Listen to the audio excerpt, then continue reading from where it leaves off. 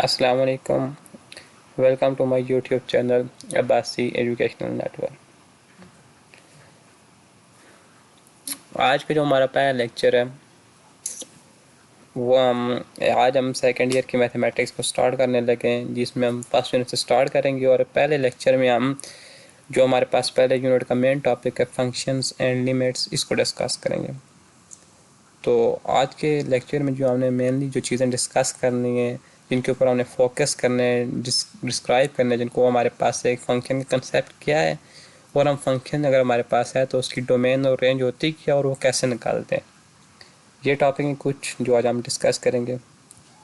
अगर आज के लेक्चर को हम एज आउटलाइन देखने जाएं, जो जो चीज़ें हम डिस्कस करेंगे, तो सबसे पहला टॉपिक है जो सबसे पहले जिसके ऊपर हम बात करेंगे वो हमारे पास है जी, what is the meaning of dependence of one quantity on another.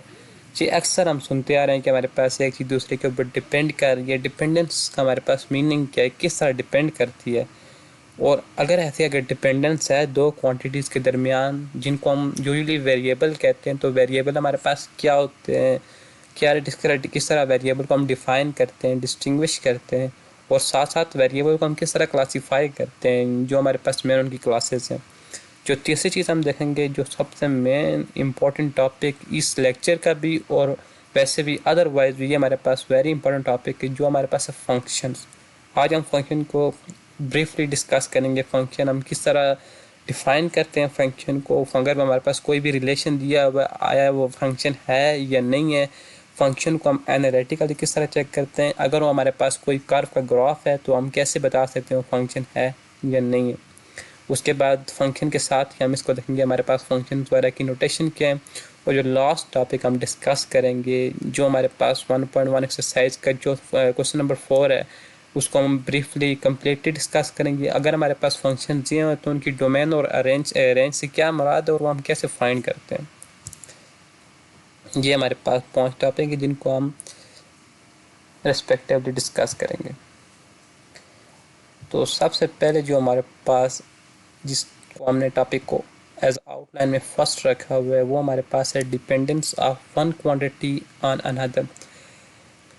अगर हम फंक्शन को एज अ फ्रेज देखेंगे, फंक्शन से हमारे पास क्या है, तो फंक्शन, इस फंक्शन की फ्रेज का हमारे पास जो मीनिंग बनता है, वो फंक्शन का जो मीनिंग बनता है वो हमारे पास इस फ्रेज में छुपा हुआ है कि हमारे पास क्या है, dependent function is the dependence of one quantity on another. ये हमारे पास दो एग्जांपल दिए हुए हैं। The area A of a circle depend upon the length of its side by the relation। अगर हमारे पास कोई भी सर्कल कोई भी हमारे पास स्क्वायर है, उसकी साइड हमारे पास x है, तो उसका एरिया हमारे पास साइड x के ऊपर इस रिलेशन के मुताबिक डिपेंड करता है। A equal to x square, यानी A हमारे पास x स्क्वायर के इक्वल है।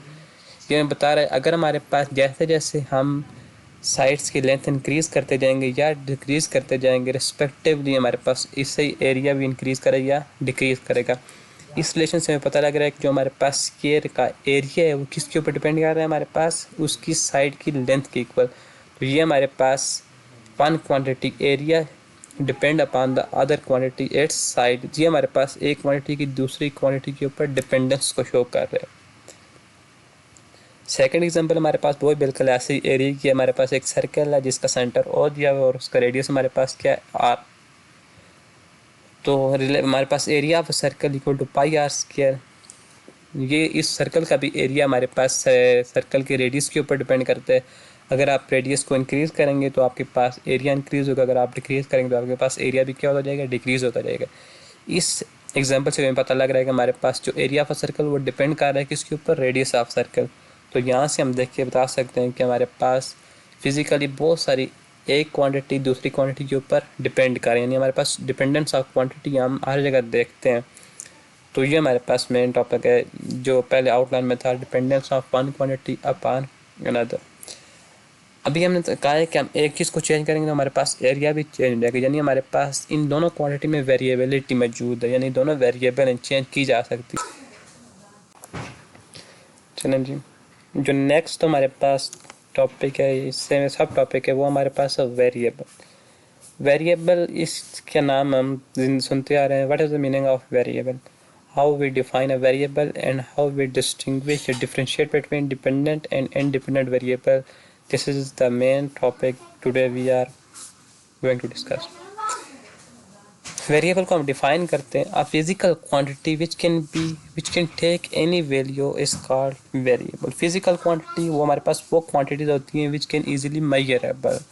जैसे हमारे पास area, volume, radius, mass, all quantities can measurable. तो हम इनको कह सकते हैं कि ये हमारे पास क्या है, physical quantity which can take any value. मतलब हमारे पास वेरिएबल ऐसी क्वांटिटीज होती हैं जिनकी हमारे पास वैल्यूज चेंज होती रहती हैं. वो कोई भी वैल्यू ले सकते हैं, उनकी वैल्यू कांस्टेंट नहीं होती. अगर हम वेरिएबल की एग्जांपल देखें, अगर हम हाइट ऑफ पर्सन देखें तो हमारे पास height person to person vary होती रहती है.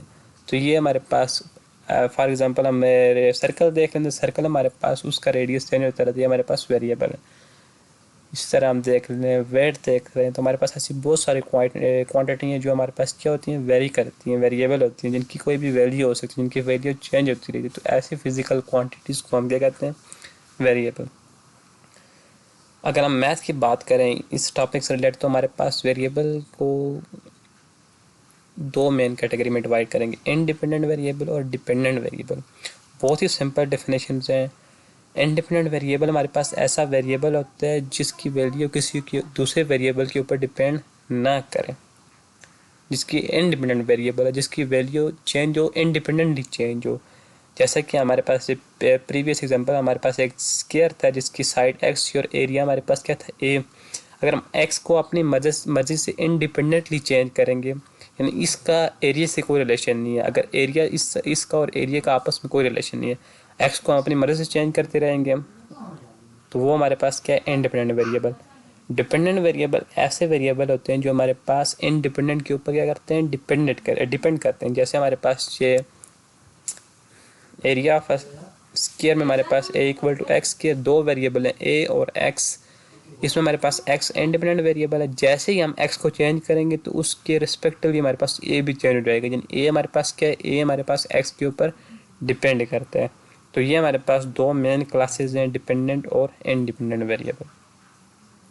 चलिए नेक्स्ट जो हम चीज़ डिस्कस करने जा रहे हैं, जिसको जो हमारे पास आज का लेक्चर का थीम टॉपिक है, ये मेन टॉपिक, वो हमारे पास है फंक्शंस. फंक्शंस को समझना बहुत ज़रूरी है. ये हम पिछली कई क्लासों से पढ़ते आ रहे हैं, लेकिन आज भी कहीं ना कहीं हमारे दरमियान कोई कन्फ्यूजन होगी कि फंक्शन हमारे पास क्या होते हैं, कैसे होते हैं, कैसे हम इनको डिफ़ाइन करते हैं. तो हम फंक्शन को दो उसकी डेफिनेशन से इसको डिफ़ाइन करेंगे. एक तो हमारे पास सिंपल डेफिनेशन जो हम पहले ईजीली समझेंगे, फिर उसकी हम एक फॉर्मल डेफिनेशन जो बुक वगैरह में है वो उसको समझने की कोशिश करेंगे. सबसे पहले हम देखते हैं सिंपल डेफिनेशन. सिंपल डेफिनेशन में हमारे पास लिखा हुआ है, a function is a rule or correspondence between two sets in such a way in which each element of first set is related to one element of second set. सबसे पहले तो function हमारे पास क्या है, दो सेट्स के दरमियान एक ऐसा रूल है, उनकी करस्पॉन्डेंस का एक ऐसा रूल है. कैसा रूल है, फंक्शन हमारे पास क्या है, दो सेट के दरमियान उनको आपस में रिलेट करने का एक रूल है, एक करस्पॉन्डेंस है. अब वो करस्पॉन्डेंस कैसी करस्पॉन्डेंस है, जिसमें हमारे पास फर्स्ट सेट का हर element, each element of first set वो रिलेट होता है सेकंड सेट के सिर्फ और सिर्फ एक एलिमेंट के साथ. अगर दो सेट्स के दरमियान ऐसा रिलेशन या ऐसी करस्पॉन्डेंस पाई एक एलिमेंट के साथ, अगर दो सेट्स के दरमियान ऐसा रिलेशन या ऐसी करस्पॉन्डेंस पाई जाए, दो सेट्स के दरमियान ऐसी करस्पॉन्डेंस पाई जाए, कैसी करस्पॉन्डेंस, जिसमें हमारे पास फर्स्ट सेट का हर element, each element of first set is related, must be related. यानी पहले सेट का हर एलिमेंट रिलेट होना चाहिए. किस तरह रिलेट होना चाहिए, वो हमारे पास सेकंड सेट के सिर्फ और सिर्फ एक एलिमेंट से रिलेट होना चाहिए. यानी हमारे पास पहले सेट की, अगर हम पहले सेट को एक एज अ इनपुट लें तो हमारे पास उसकी सिर्फ एक आउटपुट आनी चाहिए. ये दो तीन सेट के दरमियान मैंने रिलेशन लिखे. हमने इस डेफिनेशन को देख के बताना है कि हमारे पास फंक्शंस हैं या नहीं है. सबसे पहले आपने देखना है कि आपके पास फंक्शन ऐसी करस्पॉन्डेंस है जिसमें हमारे पास पहले सेट के तमाम एलिमेंट रिलेट होना चाहिए. पहले एग्जांपल देखते हैं. फर्स्ट हमारे पास इसमें एलिमेंट फर्स्ट सेट हमारे पास एक्स है, एलिमेंट हमारे पास 1 2 3. सेकंड सेट हमारे पास y which has element a b सी.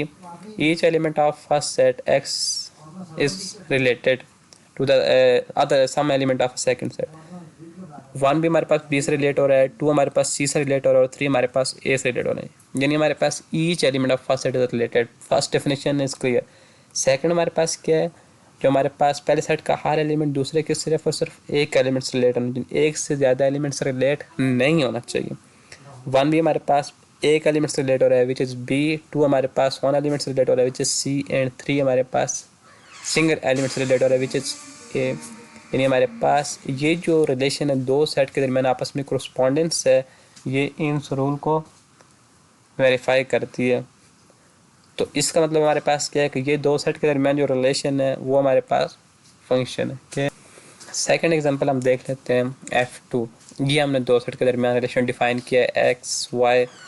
बिल्कुल हमारे पास दो सेट है, इसमें भी हमारे पास फर्स्ट सेट का ईच एलिमेंट रिलेट हो रहा है, वो सिर्फ और सिर्फ एक एलिमेंट से रिलेट हो रहा है सेकंड सेट के। जैसे ए हमारे पास बी से सॉरी ए हमारे पास देखें जी पहले सेट का हमारे पास तमाम एलिमेंट रिलेट हो रहे हैं 1 2 3। 1 की इमेज बी एक इमेज है, 2 की भी एक इमेज है और 3 की भी एक इमेज है। हमारे पास ये फर्स्ट सेट का ईच एलिमेंट भी रिलेट हो रहा है और ओनली 1 एंड 1 एलिमेंट से रिलेट हो रहा है। ये भी हमारे पास क्या हो जाएगा, फंक्शन हो जाएगा। तीसरी एग्जांपल हमारे पास एक्स वाई सेट है, इसमें हमारे पास each element of first set is related. तो first point of definition is clear. Second हमारे पास क्या है कि 1 हमारे पास एक एलिमेंट से रिलेट हो रहा है, लेकिन 2 हमारे पास है वो दो एलिमेंट से रिलेट हो रहा है। इधर हमारे पास थोड़ा सा मसला रहता है। देखें जी हमारे पास इनपुट एक और आउटपुट हमारे पास क्या आ रही हैं, दो आ रही हैं। Each element of first set is not related to one and one element of a second set. तो यहाँ पर हमारे पास डेफिनेशन का फ्लॉस आ जाता है, जिसकी वजह से हमारे पास ये वाला जो रिलेशन है एफ एक्स और वाई के दरमियान, दिस इज़ नॉट फंक्शन। तो अगर हम सिंपली देखें फंक्शन हमारे पास क्या है, फंक्शन हमारे पास दो सेट के दरमियान ऐसी रूल ऑफ करस्पॉन्डेंस है या ऐसा रिलेशन है जिसमें हमारे पास फर्स्ट सेट के तमाम एलिमेंट उस रिलेशन में हिस्सा लेना चाहिए, रिलेट होना चाहिए। और सेकंड कंडीशन जो हमारे पास फर्स्ट सेट के तमाम एलिमेंट रिलेट हो रहे हैं वो सेकंड सेट के सिर्फ और सिर्फ एक एलिमेंट से रिलेट होना चाहिए, यानी हर इनपुट की एक आउटपुट होनी चाहिए। वैसे फर्स्ट सेट के एलिमेंट को हम प्री इमेजेस कहते हैं और सेकंड सेट के एलिमेंट को हम इमेजेस कहते हैं, यानी हर प्री इमेज की सिर्फ और सिर्फ एक इमेज होनी चाहिए। अगर इसी को हम थोड़ा सा एक फ्रेज वाइज देखें तो हमारे पास बिल्कुल क्लियर हो जाएगा। अगर हम function is like a machine, function हमारे पास एक मशीन की तरह, आप कैसी मशीन की तरह जिसमें आपके पास आप सिंगल इनपुट देंगे तो आपके पास सिंगल इनपुट के रिजल्ट में सिंगल ही आउटपुट आ जाएगा। जैसे ये देख लेते हैं हमारे पास अगर फंक्शन को हम एज अ मशीन कंसिडर करें तो इनपुट हमारे पास 1 थी, आउटपुट भी हमारे पास क्या है, बी, एक इनपुट एक आउटपुट। इनपुट हमारे पास 2 थी, आउटपुट भी हमारे पास क्या है, बी, विच इज़ हमारे पास 1 इनपुट 1 आउटपुट। तो ये हमारे पास फंक्शन था। अब इसकी निस्बत में हम इस रिलेशन को देखें, 1 इनपुट थी, आउटपुट ए, इनपुट 2 थी विच इज़ 1 एलिमेंट, लेकिन आउटपुट हमारे पास एक से ज़्यादा आ गई, तो लाजम ऐसे रिलेशन को हम फंक्शन नहीं कहते। फंक्शन हमारे पास ऐसी एक मशीन है जिसमें हमारे पास हम सिंगल इनपुट के रिजल्ट में सिंगली आउटपुट हासिल करते हैं। तो ऐसे रिलेशन को दो सेट्स के दरमियान अगर ऐसा रिलेशन पाया जाए, ऐसी अगर हमारे पास ऐसे रिलेशन या ऐसी करस्पॉन्डेंस पाई जाए तो उसको हम फंक्शन कहते हैं। अभी हमारे पास हम फॉर्मल डेफिनेशन पढ़ने जा रहे हैं जो हमारे पास बुक में लिखी हुई है, जो अक्सर बुक्स में लिखी जाती है। वो फंक्शन की डेफिनेशन हमारे पास क्या है, a function f from a set x to set y is a rule or correspondence that assigns to each element x and x a unique element y in y। Meaning बिल्कुल हमारे पास वही है, ये हमारे पास ऐसी करस्पॉन्डेंस है जिसमें हमारे पास x के हर एलिमेंट को y का एक यूनिक एलिमेंट असाइन किया जाता है। यानी x का अगर हम सिंगल एलिमेंट एज इनपुट लेंगे तो उसको हमारे पास सिंगल या यूनिक आउटपुट असाइन की जाएगी। तो ऐसी करस्पॉन्डेंस को हम फंक्शन कहते हैं। बिल्कुल बेसिक पीछे वाली डेफिनेशन है वो हमने इजीली अंडरस्टैंड कर ली है। और उसके बाद हमारे पास जो फर्स्ट सेट होता है उसको हम डोमेन कहते हैं फंक्शन, और जो सेकंड सेट होता है उसको हम रेंज कहते हैं। ज़्यादातर जो हम फंक्शन के बारे में डिस्कस करेंगे वो हमारे पास रियल नंबर होंगे। जब तक अगर आपके पास ना बताया जाए कि आपके पास डोमेन और रेंज रियल नंबर नहीं है तो हमने डोमेन और रेंज रियल नंबर लेके चलनी है। तो ये हमारे पास एक फंक्शन का ओवरव्यू था कि फंक्शन हमारे पास तो ये हमारे पास एक फंक्शन का ओवरव्यू था जिससे हमने ये पहचान लिया है कि फंक्शन क्या होता है। उम्मीद है कि आपको फंक्शन के बारे में क्लियर हो गया। अच्छा जी, फंक्शन तो हमने समझ लिया। अभी हमारे पास नोटेशन क्या है, क्या नोटेशन है जिससे हम फंक्शन को डिनोट करते हैं। if a variable y depends on a variable x in such a way that each value of x determines exactly one value of y, then we say that y is a function of x। वही हमारे पास previous definition है। अगर हमारे पास sets में ऐसा relation हो जिसमें हमारे पास एक्स सेट का हर वेरिएबल उसके करस्पॉन्डिंग हमारे पास exactly one output value y की वन सिंगल वैल्यू, तो हम कहते हैं कि हमारे पास y is a function of x. यानी अगर हमारे पास दो एक्स सेट्स के दरमियान ऐसा रिलेशन पाया जाता है तो हम कहेंगे कि हमारे पास वाई एक्स का फंक्शन है या y is a function of x. यानी दो सेट्स के दरमियान जो हमारे पास रिलेशन पाया जाता है वो हमारे पास क्या फंक्शन। हमारे पास स्विस मैथमेटिशियन एलर था, उसने इस फंक्शंस को हमारे पास नोटेशन दी है। इसको हम ऐसे लिखते हैं y is a function of s की मैथमेटिकल फॉर्म हमारे पास है y equal to f of x, जिसको हम पढ़ते हैं y is equal to f of x. तो ये हमारे पास हो गई नोटेशन ऑफ फंक्शन। अभी हम कुछ एग्जांपल लेते हैं। 3 एग्जांपल हैं जिनमें से 2 में सॉल्व करेंगे और तो देखते हैं जी, तीनों में सॉल्व करता हूँ। ये हमारे पास एग्जांपल हैं। इन एग्जांपल ये हमारे पास सेट्स के दरमियान दो सेट्स के दरमियान एक्स और वाई के दरमियान रिलेशन डिफाइन किए गए हैं कम्पैक्ट फॉर्म में। हमने बताना है कि ये हमारे पास जो रिलेशन है ये लिखा हो ये फंक्शन है या नहीं है।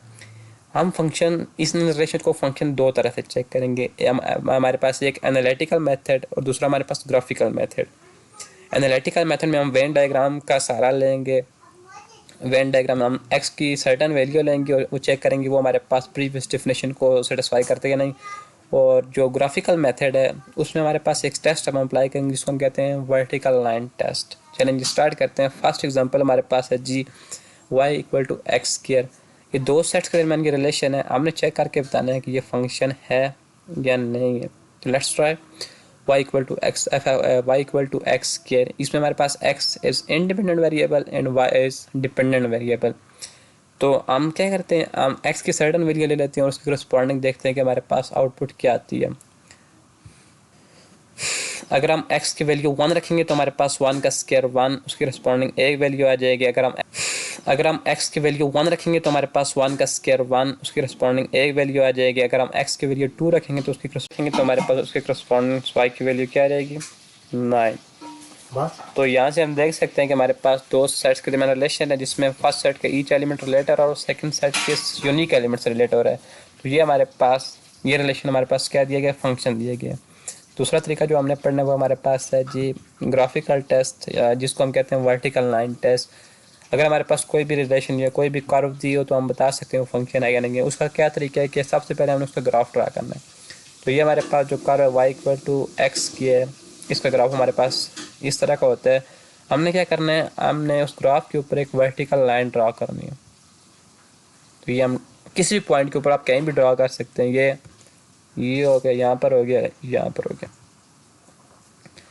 वर्टिकल लाइन टेस्ट हमें ये कहते हैं कि अगर आपके पास आप एक वर्टिकल लाइन ड्रा करें, अगर वो कर्व को सिंगल पॉइंट के ऊपर कट करे तो वो आपके पास क्या होता है, फंक्शन। अगर एक से ज़्यादा पॉइंट के ऊपर लाइन कट करती तो वो फंक्शन नहीं होगा। किस तरह आपने चेक करना है कि आपके पास गिवन रिलेशन जो भी आपके पास एक्सप्रेशन दी गई है वो फंक्शन है या नहीं है। आपने उसका ग्राफ बनाना है। ग्राफ बनाने के बाद आपने किसी भी पॉइंट के ऊपर वर्टिकल लाइन ड्रा कर देनी है। अगर वो वर्टिकल लाइन उस कर्व के ग्राफ को एक पॉइंट के ऊपर कट करती तो फंक्शन है, अगर एक से ज़्यादा के ऊपर कट करती तो फंक्शन नहीं होगा। सेकंड एग्जांपल हमने जो डिफाइन किया वो हमारे पास है y square equal to x. पहले तो इसको हम वेन डायग्राम या एनालिटिकल मेथड में देख लेते हैं। हम x की सर्टन वैल्यू लेंगे और उसके करस्पॉन्डिंग चेक करेंगे हमारे पास y की कौन कौन सी वैल्यू आ रही है। रुकता नहीं था x की वैल्यू अगर हम 1 रखें तो y स्क्वायर हमारे पास 1 आ जाएगा। स्क्वायर रूट लेने के बाद हमारे पास प्लस माइनस 1, यानी 1 की करस्पॉन्डिंग ये वाली आउटपुट आ रही है। अगर हम x की वैल्यू 4 रखते हैं तो हमारे पास ये आउटपुट आ जाएंगी। वैल्यू आप इंडिपेंडेंट वेरिएबल आप कुछ भी रख सकते हैं। यहाँ से हम देखते हैं कि वेन डायग्राम जो हमने प्रीवियस डेफिनेशन पढ़ी थी कि हमारे पास प्रीवियस डेफिनेशन ये है कि हमारे पास सिंगल इनपुट के रिजल्ट में सिंगल आउटपुट आनी चाहिए।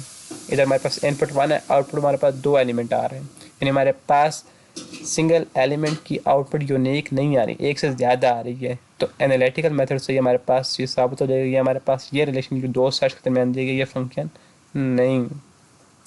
दूसरा हमने वर्टिकल लाइन टेस्ट लगाते हैं, ये हमारे पास इस इक्वेशन का ग्राफ है y square equal to x. आपने क्या करना है, आपने कहीं भी वर्टिकल लाइन ड्रा करनी है। अगर वर्टिकल लाइन ग्राफ को एक से ज़्यादा पॉइंट के ऊपर कट कर दे तो वो फंक्शन नहीं होता। तो ये आपके पास वर्टिकल लाइन है, ये इन दो पॉइंट के ऊपर इस ग्राफ को कट कर ही लेता है, ये रिलेशन जो हमें दिया गया ये फंक्शन नहीं है।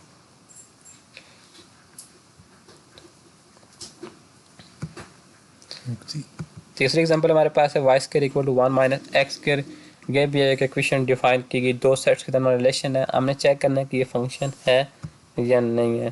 तो हम x की सर्टेन वैल्यू लेते हैं, लेट अस सपोज दैट हम x की वैल्यू लेते हैं 0। अगर हम x की वैल्यू 0 रखेंगे तो y हमारे पास y square equal to 1 after square root taking square root हमारे पास y की वैल्यू आ जाएगी +-1।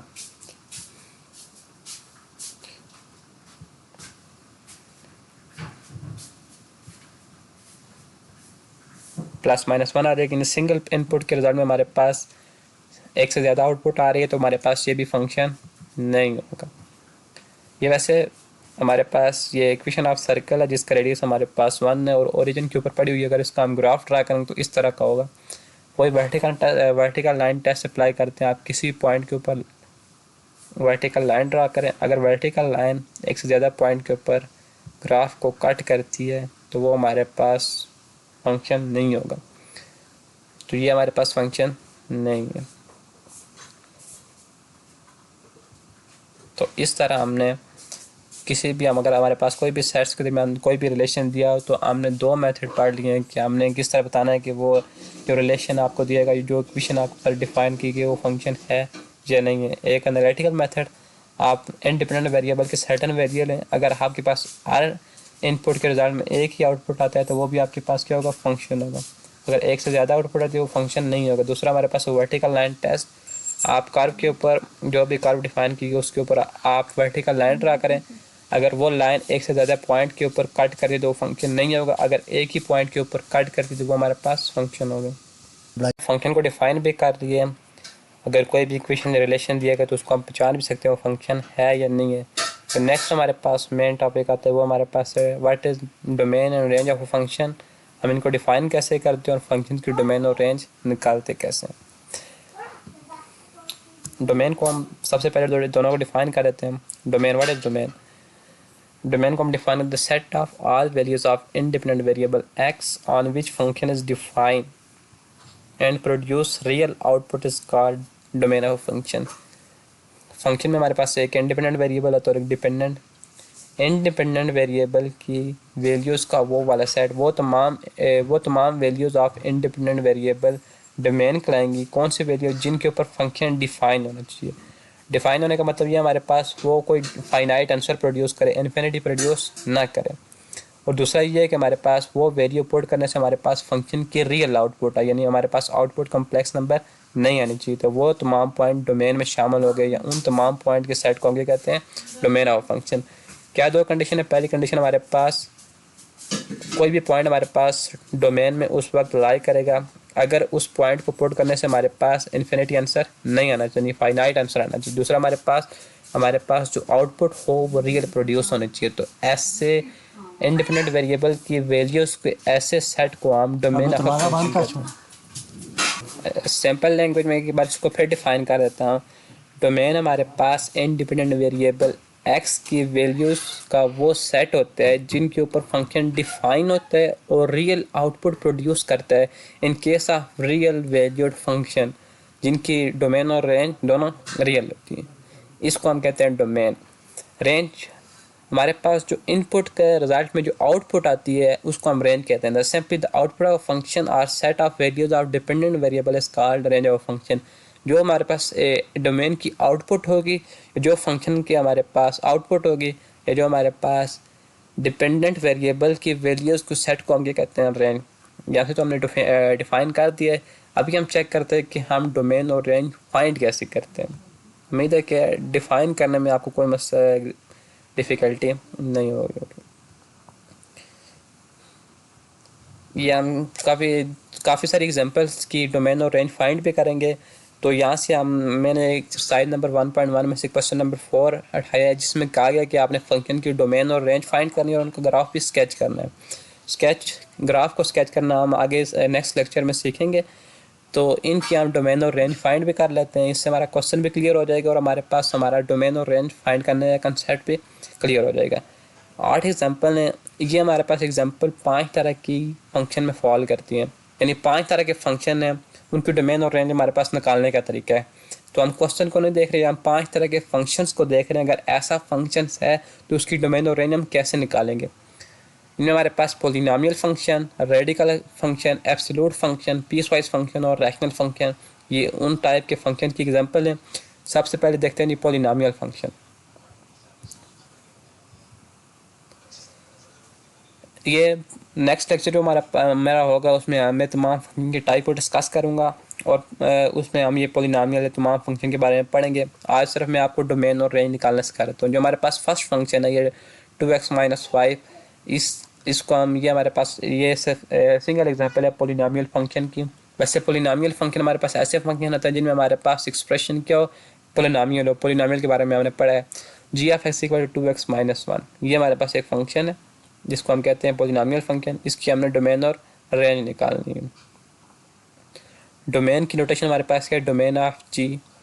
अच्छा, यहाँ से हम देख सकते हैं अगर हम x की कोई भी वैल्यू रखें, चाहे वो नेगेटिव हो या पॉजिटिव हो, उसके ऊपर हमारे पास फंक्शन डिफाइन भी होगा और जो हमारे पास आउटपुट आएगी वो रियल भी होगी। लिहाजा हमारे पास पूरा रियल नंबर का सेट हमारे पास डोमेन में लाई करता है। पूरा रियल का रियल नंबर हमारे पास डोमेन है। हमारे -∞ से लेकर इन्फिनिटी तक ये रियल नंबर के सेट को लिखने का ये नोटेशन है। अच्छा, थोड़ा सा हम कंसेप्ट ले लेते हैं इंटरवल का, ये इन ब्रैकेट्स का, जो हमने सेट्स को डोमेन और रेंज को लिखने के लिए यूज़ करनी है। इंटरवल हमारे पास, interval is defined as subset of real number. Main 3 type है वो हमारे पास होता है जी। एक closed interval, closed interval. Closed interval को हम ऐसे लिखते हैं, ये उसकी सिंबल है। ये हमारे पास जो बड़ी ब्रैकेट है उनके दरमियान नाम लिखते हैं ए। अब ये क्लोज इंटरवल शो क्या करता है, ये शो करता है कि हमारे पास इस इंटरवल में कौन कौन से पॉइंट लाई करते हैं। ए भी लाई करता है, बी भी लाई करते हैं और इनके दरमियान तमाम जितने भी पॉइंट वो तमाम के तमाम लाई करते हैं। बल्कि हमारे पास अगर 1 और 2 लिखें हम क्लोज इंटरवल के फॉर्म में, तो इसका मतलब हमारे पास क्या, इस इंटरवल में हमारे पास 1 भी लाई करता है, 2 भी लाई करता है और इनके दरमियान जितने भी रियल नंबर वो तमाम लाई करते हैं। दूसरा हमारे पास होता है ओपन इंटरवल। ओपन इंटरवल को लिखने का तरीका हमारे पास ये, ऐसे भी आप इन्वर्टेड ओपन ब्रैकेट से भी लिख सकते हैं, ए और बी।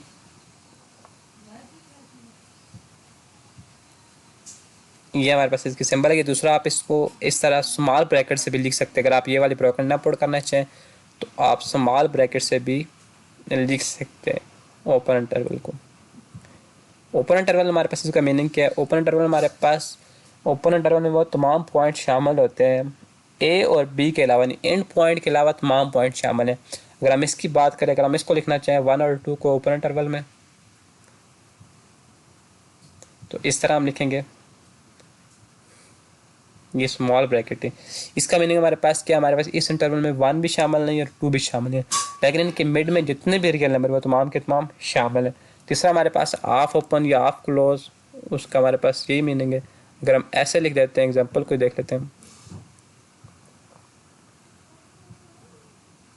ये हमारे पास ऑफ ओपन या ऑफ क्लोज, या ऑफ क्लोज इस तरफ भी हो सकता है उस तरफ भी हो सकता है। इसका मतलब हमारे पास क्या है कि इस इंटरवल में तमाम पॉइंट शामिल है, 1 शामिल नहीं है क्योंकि इस तरफ हमारे पास ओपन है लेकिन 2 शामिल। तो ये हमारे पास एक स्मॉल सा डिस्क्रिप्शन था इंटरवल का, ओपन और क्लोज। उम्मीद है कि समझ आ रही होगी। अभी हम डोमेन और रेंज के ऊपर आते हैं। ये हमारे पास जो इस फंक्शन की डोमेन हमारे पास क्या थी, पूरा रियल नंबर का सेट।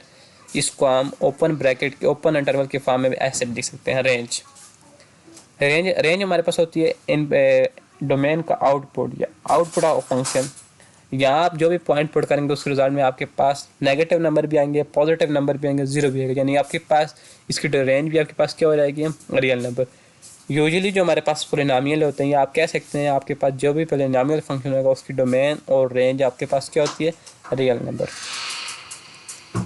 सेकंड हमारे पास जो फंक्शन है जो इस एग्जांपल में दिया हुआ हमारे पास होते हैं रेडिकल फंक्शन, या इधर जो दिया हुआ है क्वेश्चन नंबर 2 और 3 हमारे पास रेडिकल फंक्शन की टाइप है। वैसे रेडिकल फंक्शन आपके पास ऐसे फंक्शन होते हैं जो अंडर द रेडिकल साइन आते हैं। ये तो सिंपल डेफिनेशन होगी ये।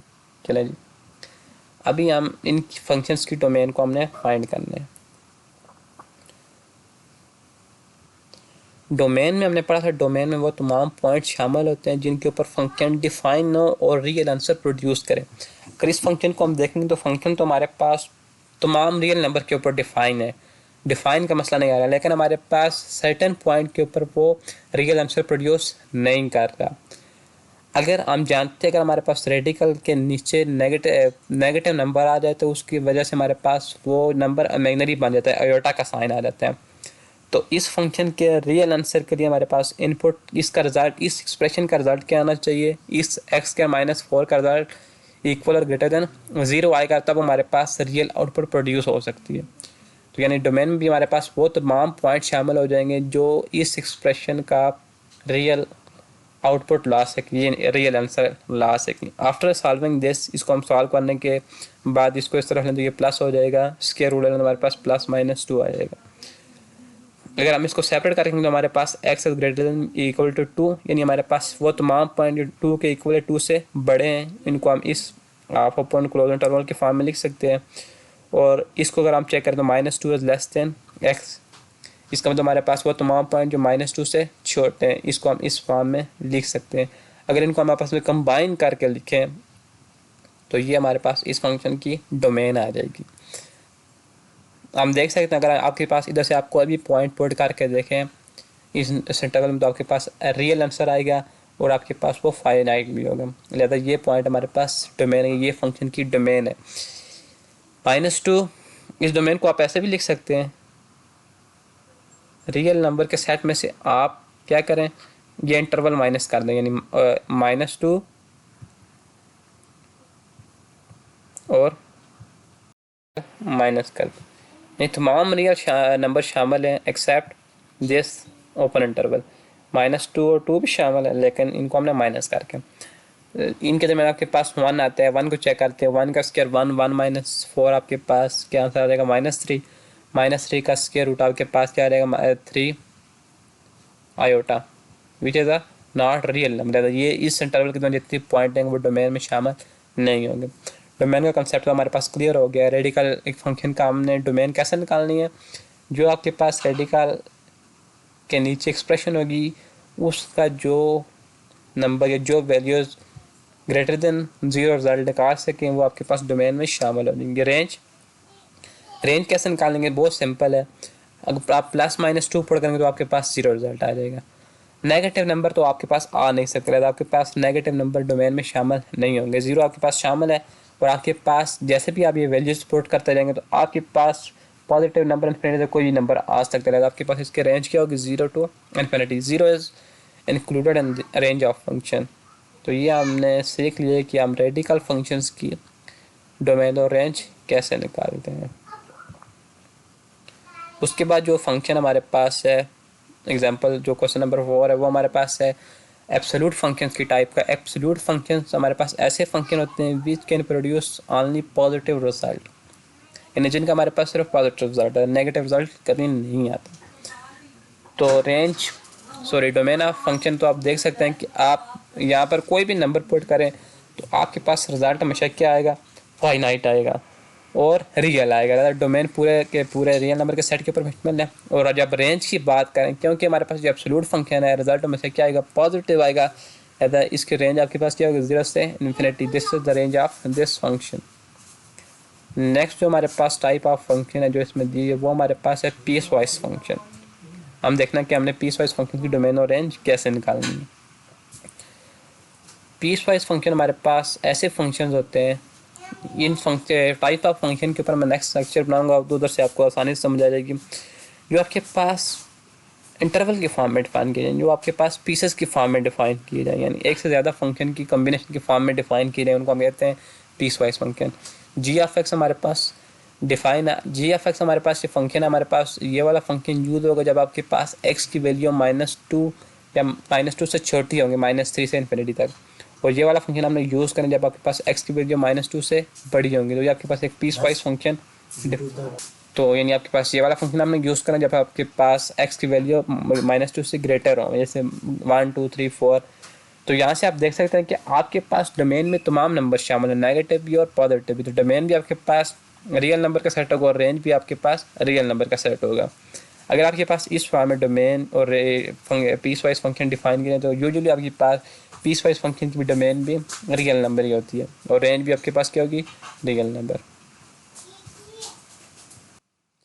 नेक्स्ट जो हमारे पास फंक्शन है, जो हमारे पास लास्ट टू एग्जांपल है, वो हमारे पास रैशनल फंक्शन की टाइप आती है। रैशनल फंक्शन को हम इस तरह डिफाइन करते हैं, इस रैशनल नंबर को डिफाइन करते हैं। अगर हमारे पास दो पोलिनोमियल फंक्शन को क्वोशंट के फॉर्म में दिखाया जाए तो उसको हम कहते हैं रैशनल फंक्शन। और रैशनल फंक्शन में हमारे पास ये कंडीशन होती है कि हमारे पास जो डिनोमिनेटर में फंक्शन है पोलिनोमियल है वो कभी भी ज़ीरो नहीं होनी चाहिए। तो ये हमारे पास रैशनल फंक्शन की डेफिनेशन है। Rational function g f x define as x square minus 3x plus 2 x plus 1 x is not equal to -1। ये हमारे पास फंक्शन है, इसके हमने डोमेन और रेंज निकालनी है, फाइंड करनी है। हाउ वी फाइंड, कैसे हमने फाइंड करनी है, प्रोसीजर देख लें। डोमेन में आपके पास वो पॉइंट नहीं शामिल हो जाएंगे, नहीं शामिल होंगे जो पॉइंट पुट करने से हमारे पास डिनोमिनेटर का आंसर ज़ीरो आए। किस तरह आता है, हमारे पास x प्लस 1 कब ज़ीरो होगा, x plus 1 equal to zero, तो x इक्वल टू -1। यानी अगर आप x की वैल्यू -1 रखें तो आपके पास नीचे एक्सप्रेशन क्या हो जाएगी, ज़ीरो। ज़ीरो होने से आपके पास डोमेन का पहला पॉइंट यानी फाइनाइट आंसर प्रोड्यूस नहीं होगा। लिहाजा आपके पास वो पॉइंट जिसके ऊपर डिनोमिनेटर का आंसर ज़ीरो आ जाएगा वो डोमेन में शामिल नहीं होगा। यहाँ से हम देख सकते हैं कि -1 के ऊपर हमारे पास इस फंक्शन के डिनोमिनेटर का आंसर ज़ीरो आ रहा है, लिहाजा -1 इस फंक्शन की डोमेन में शामिल नहीं है। तो डोमेन हम कैसे लेंगे, तमाम रियल नंबर हमारे पास फंक्शन की में शामिल है लेकिन -1 शामिल नहीं है। तो डोमेन है set of real number except -1। अच्छा, अभी हमने रैशनल फंक्शन की रेंज कैसे निकालनी है। रैशनल फंक्शन की रेंज निकालने के लिए जिस पॉइंट के ऊपर फंक्शन डिफाइन नहीं है वो पॉइंट आपने फंक्शन के नोमिनेटर में पुट करना है, जो आंसर आएगा वो रेंज में भी शामिल नहीं होगा। तो हमारे पास -1 is not included in domain, तो हमने -1 को ये नोमिनेटर में पुट करना है। नोमिनेटर हमारे पास है एक्स स्क्वायर -3x प्लस 2। अगर हम -1 को इसमें पुट करें तो -1 का स्क्वायर 1 माइनस से आपके पास +3x हो गया +2। आफ्टर सॉल्विंग इसको सॉल्व करने के बाद हमारे पास क्या आंसर आ जाएगा, 1 which is not included in range. ये हमारे पास आएगा रेंज में शामिल नहीं है। तो इस तरह हमने रैशनल फंक्शंस की डोमेन और रेंज निकाल सकते हैं। तो अभी हमने सीख लिया है कि हम डोमेन और रेंज कैसे निकालते हैं। तो यहाँ आज हमारा आज का लेक्चर एंड होता है।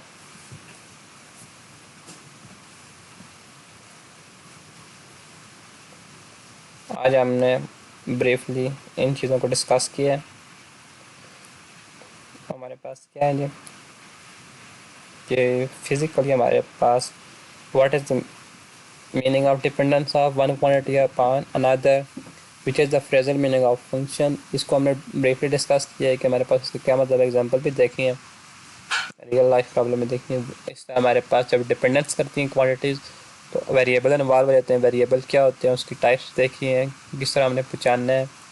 उसके बाद जो हमारे पास मेन टॉपिक है, फंक्शन को हमने डिफ़ाइन किया है सिंपल वे से और फॉर्मल वे से भी, और साथ हमने फंक्शन को वेन डायग्राम से भी समझने की कोशिश की है। उसके बाद फंक्शंस को हमने अगर हमारे पास गिवन कर्व दिए हुए हैं या गिवन रिलेशन दिया हुआ है दो तरह से, मैं तो फंक्शन है या नहीं है, दो तरह से चेक करने की कोशिश की है, एनालिटिकल मेथड और ग्राफिकल मेथड। उसके बाद फंक्शन की हमने नोटेशन पढ़ी है, फंक्शन की एग्जांपल पढ़ी है, और जो लास्ट टॉपिक हमने किया है वो हमने फंक्शन की डोमेन और रेंज निकाली है। तो ये था आज हमारा लेक्चर जो हमारे पास क्लियर हो गया। आपका इस टॉपिक में कोई भी किसी भी किस्म का डाउट हो तो आप कमेंट में बता सकते हैं, और जिन्होंने अभी तक यूट्यूब चैनल सब्सक्राइब नहीं किया वो सब्सक्राइब कर लें। जो नेक्स्ट लेक्चर मेरा होगा वो फंक्शंस की जो टाइप्स हैं और जो बाकी रिमेनिंग एक्सरसाइज रहेगी 1.1 उसके ऊपर होगा। तब तक के लिए अल्लाह हाफिज़।